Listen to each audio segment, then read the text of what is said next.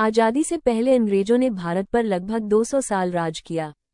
ऐसे में जब भारत में पहली बार अंग्रेजों का आगमन हुआ उस समय मुगलों का दौर चल रहा था। ब्रिटिश ईस्ट इंडिया कंपनी हमारे देश की सबसे बड़ी चुनौतियों में से एक बन गई थी। हेलो दोस्तों, नमस्ते। आप देख रहे हैं आपका अपना चैनल दीक्षा स्टडी। दोस्तों, चैनल पर नए हैं तो चैनल को सब्सक्राइब कर लें जिससे लेटेस्ट आने वाली वीडियो की नोटिफिकेशन आपको मिलती रहे। भारत में 200 सालों तक राज करने वाले अंग्रेजों ने भारतीयों को दास्ता की बेड़ियों में बांध लिया था।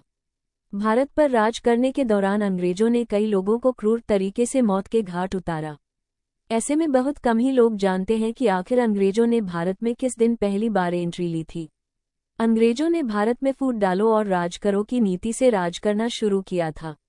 वहीं पहली बार भारत में प्रवेश की बात करें तो इतिहासकारों के मुताबिक अंग्रेजों ने भारत में 24 अगस्त 1608 को आगमन किया था।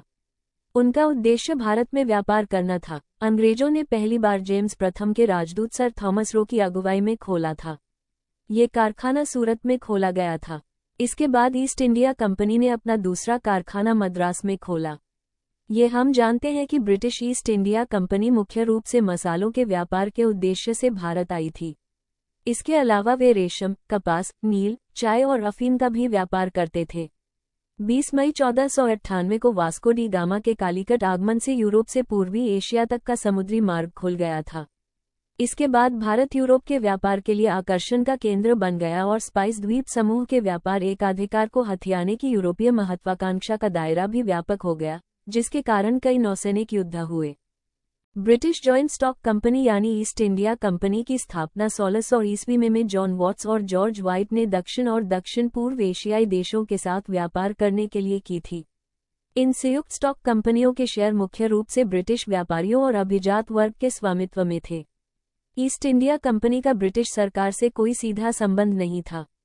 सर्वप्रथम अंग्रेज मसालों की तलाश में व्यापारी के रूप में भारतीय उपमहाद्वीप में आए। आधुनिक युग से पहले यूरोप में मांस को संरक्षित करने का प्राथमिक तरीका मसाले थे। फिर अधिक आधुनिक और प्रभावी हथियार होने के कारण उपमहाद्वीप को बंदूक की नोक पर साम्राज्य में शामिल कर लिया गया। जैसा कि आमतौर पर कहा जाता था, ब्रिटिश साम्राज्य में सूरज कभी अस्त नहीं होता। ये कहना अधिक सटीक होता। ब्रिटिश साम्राज्य मूलतः उन क्षेत्रों से बना था जिन पर बलपूर्वक कब्जा किया जाता था और बंदूक की नोक पर शासन किया जाता था। काफी संख्या में अंग्रेजी समुदाय विकसित हुए। वे मुख्यतः रेशम, नील रंग, कपास, चाय और अफीम का व्यापार करते थे। 20 वर्ष बाद कंपनी ने कोलकाता में एक कारखाना स्थापित करके भारत के पूर्वी भाग में अपनी उपस्थिति फैलाई। अपने व्यापारिक संगठन के दौरान ब्रिटिश ने महसूस किया कि संपूर्ण भारतीय उपमहाद्वीप वास्तव में प्रांतीय राज्यों के अधीन फैला हुआ था।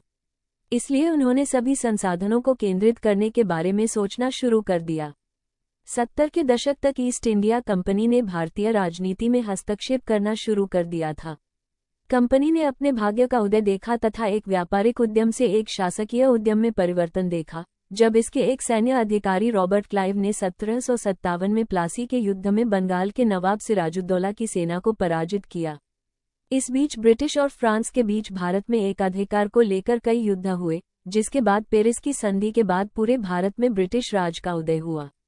अंततः 1857 के प्रथम स्वतंत्रता संग्राम के बाद 1858 ईस्ट इंडिया कंपनी का शासन समाप्त हो गया, जिसे 1858 के विद्रोह के नाम से भी जाना जाता है। भारत से ईस्ट इंडिया कंपनी के विघटन के बाद ब्रिटिश क्राउन ने भारत पर सीधा नियंत्रण कर लिया और इसे ब्रिटिश राज के रूप में जाना जाता है।